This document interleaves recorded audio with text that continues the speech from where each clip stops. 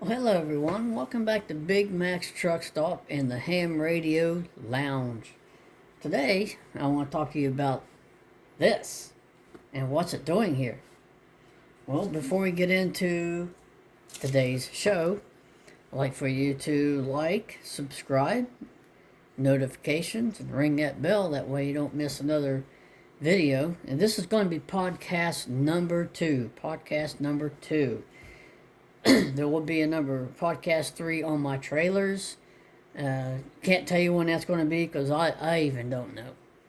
But anyway, I want to talk to you about this green truck. It is a Tamiya Grand Hauler tractor truck.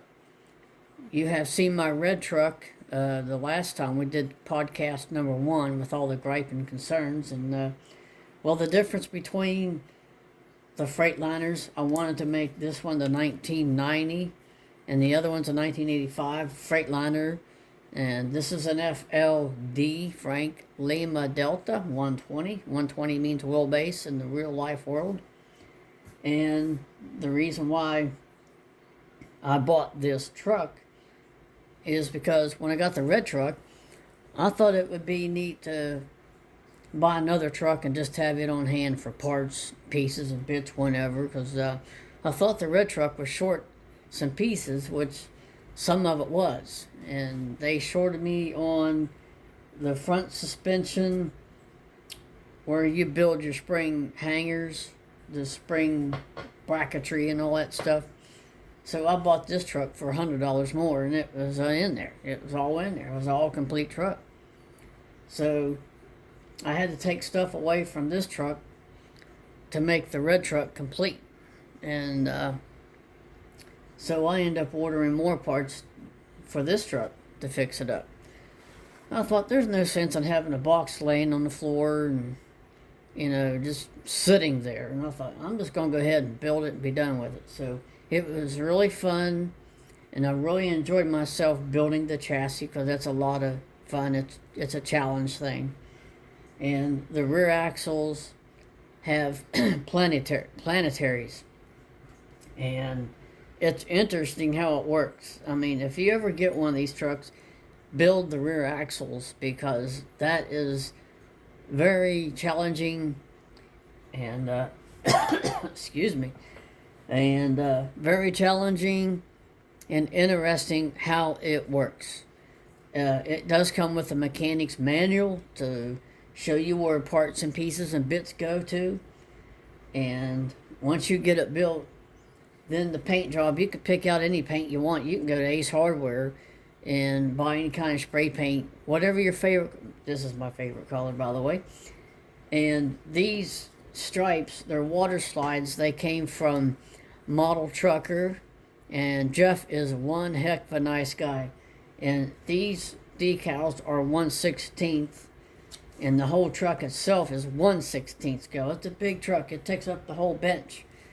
And on the red truck, I hand painted those, and that's called the Dunmore.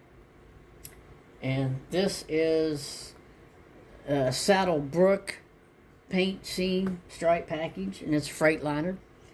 And I ordered a Freightliner decal package from eBay. So that's why you see the Freightliner on the grill and on the sides of the truck, and Freightliner Custom Classic on the sides of the sleeper and on my red truck as well. So I decided that, might as well go ahead and build it. So, and I made sure that I want to make all the lights work on top. So they do. And I got all the lights working.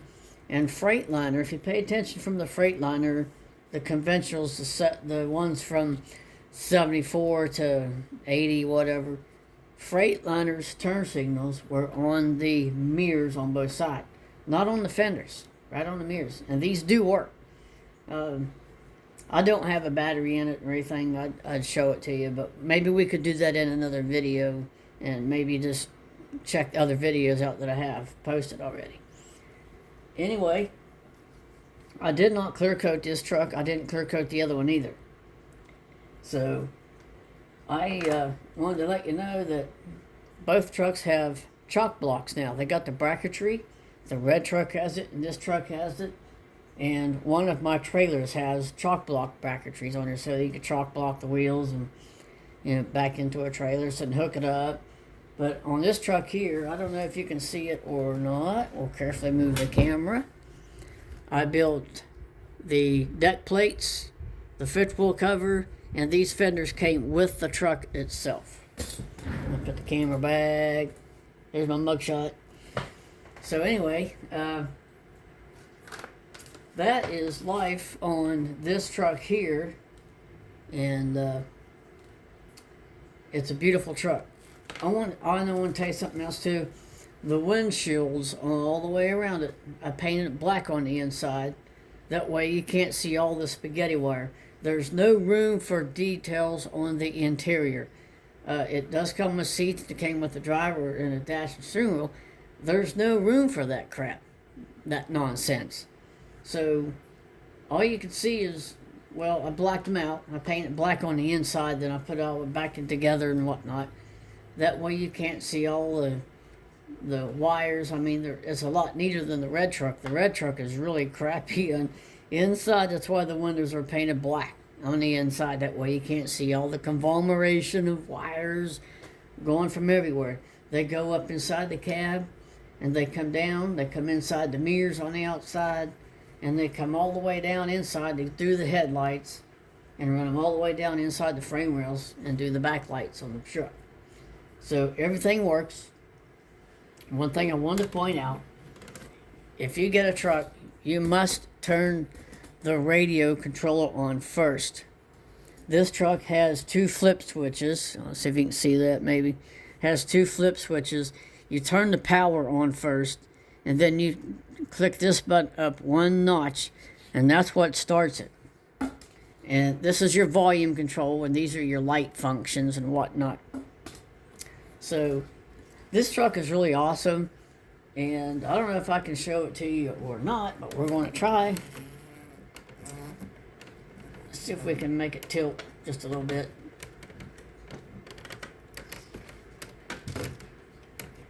There we go.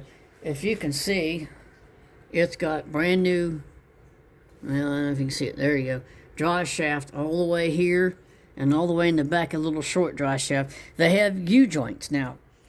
So the U-joints are better than the joint cups. They have too much, excuse me.